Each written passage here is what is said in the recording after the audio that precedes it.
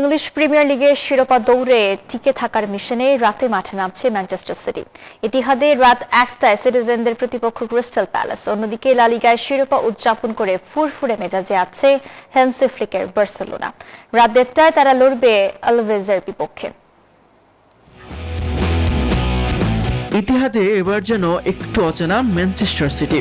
ঘরের মাঠে টানা 2 ম্যাচে জয় পায়নি, সব মিলিয়ে টানা 3 ম্যাচ জয়হীন পেপ গার্দিওলার দল। তবে গেল ম্যাচে ব্রেন্টফোর্ডকে 3-0 গোলে হারিয়ে খানিকটা আত্মবিশ্বাসী সিটিজেনরা।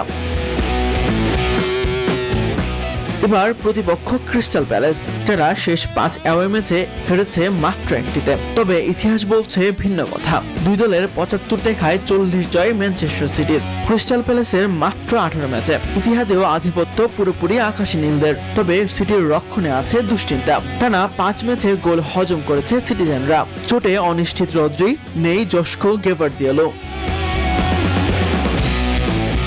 এদিকে রিয়াল মাদ্রিদকে হারিয়ে লা লিগার মুকুট নিশ্চিত করেছে বার্সেলোনা। এল ক্লাসিকোতে 2-0 গোলে জয়ের পর কাতালানদের চোখ এখন মৌসুম শেষ করার নিখুঁত মিশনে। হ্যান্সি ফ্লিকের দল লিগে জিতেছে টানা 11 ম্যাচ। যুক্তরাষ্ট্রের 1 নম্বর জিম চেইন গোল্ডস জিম এখন আবারও বাংলাদেশে। বসুন্ধরা আবাসিক এলাকা ও বসুন্ধরা সিটি শপিং মলে। অন্যদিকে ম্যাচটি দেপার্তিপো আলাভেসের জন্য বাঁচা মরার লড়াই।